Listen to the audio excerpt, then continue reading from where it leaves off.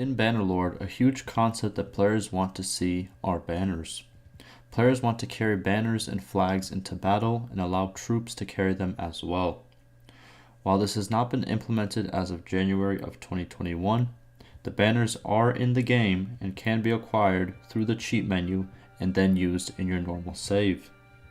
First, you must enable cheats. I have a short tutorial in the description if you do not know how to enable your cheats. Once enabled, open up the inventory in-game and you should see all the items that are in the game currently on the left side panel. Drag any of the 3 banners and flags available into your weapon loadout and you will see them in 2 places. First, you will see an additional flag on your character on the campaign map, and also you will see the flag in battle. Unfortunately, in battle, banners tend to fall out of the player's hands when the battle starts. In Bannerlord, there are looters, which are easy bandits to fight early on, and then there are stronger, more high-tier bandits that break off into different classes. One of those classes being the forest bandits, which consists mostly of ranged archers. They can be very dangerous and can easily take out half of your forces before you can even reach them. There is, though, one trick that counters forest bandits and turns their range advantage into a disadvantage in any battle. First, when the battle starts, command your troops to follow you. Second, look for a hill or boulder that you can run behind. Run to said hill or boulder and position yourself so that the hill or rock blocks vision of your troops to the forest bandits. The forest bandits will run to you until they see you, which means that they will run directly over the hill or around the boulder and get right in your face. Hold the left alt button to see how far the bandits are, and when they are less than 30 meters away, charge your troops and meet the bandits on top of the hill. This surprise attack will close the distance and also give you a couple seconds to get free hits while the bandits switch their melee weapons. In Bannerlord, there are a total of 273 villages and therefore 273 headmen in charge of those villages. In these 273 villages, there are roughly 436 rural nobles in between all of them. These nobles and headmen can either give you the chance to recruit normal troops, like recruits, or elite troops based on their power. The devs are currently changing and tweaking the percentage of elite troops spawning nobles and headmen, but on average, 13 to 21% of total number of both headmen and nobles do spawn elite troops in every save at the start of the game. Power can grow, and once a noble or headman reaches 200 plus power, they can also start spawning elite troops. In Bannerlord, you will run into looters when you start a new game. Some looters have a ranged attack and they will throw rocks at you, and they are very accurate. If you did not know, you can actually load in and use the same rocks looters use. To do so, you have to enable cheats in your game. Once enabled, open up your inventory in game and you should see all the items that are in the game currently on the left side panel. Drag the rocks from the left side panel to your weapon loadout and enjoy. If you do not know how to enable cheats in your game, I will link a short tutorial that I did earlier down in the description below. In Bannerlord, here's what happens when a rebellion occurs. First, the owner of the settlement loses all control of the settlement. Second, the garrison is destroyed. Some of the troops end up in prisons and others are killed. Third, a portion of the militia is lost in the uprising and the rest is converted to the garrison. Fourth, a new rebel clan is created. This clan has newly generated members representing charismatic or influential people who led the rebellion. Fifth, the new clan is immediately at war with the original settlement's owner's faction. Sixth, the loyalty of the city will get a temporary boost.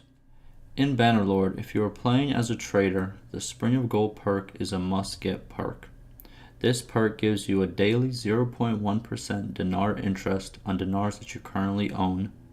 The interest is capped at 1,000 dinars per day, which is what a good castle gives you daily as payment. Also, this perk boosts your town project by 20% in terms of how effective they are. Now, for an example on how the 0.1% interest works, if you have a balance of 100,000 dinars, you will receive 100 dinars daily. If you have 1 million or more dinars, you will receive 1,000 dinars daily. In Bannerlord, here's how you can increase loyalty and prevent a rebellion. First, you can appoint a culturally appropriate governor to reduce cultural penalties. Second, resolving issues that have negative loyalty effects. Third, improving permanent projects that increase loyalty gain. Fourth, doing daily projects which would give you loyalty boosts. Fifth, defending villages and allowing them to heal would curb loyalty penalties and starvation. Sixth, going after bandits and hideouts to increase security and loyalty. Seventh, passing faction-wide policies that improve loyalty. In Bannerlord, if you have an archer or throwing weapon focused army, you can utilize an attack and retreat strategy when it comes to battles. To do this is very simple. First, start the battle as usual and wait for your enemy to push you. Get a couple of free kills from your ranged attacks, and when the enemies push to about 30 to 50 meters away, bring up the scoreboard and press retreat. This will bring you back to the original fight screen on the map and will give you the same options of attacking, sending troops, or escaping. Press attack again and go through the process as many times as you want or until you have the advantage in battle. This method can help you win huge battles heavily not in your favor because you can deal casualties, retreat, and lose barely no one on your side.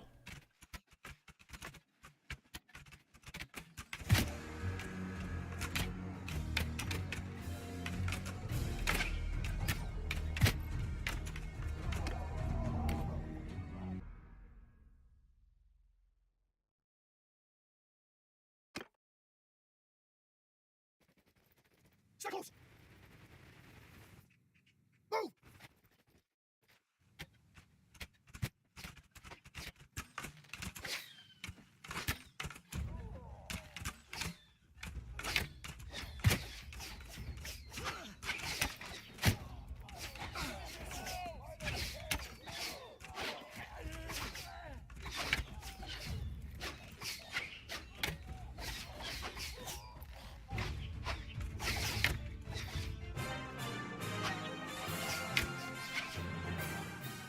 In Bannerlord, here's what a newly founded rebel clan can and cannot do after a rebellion.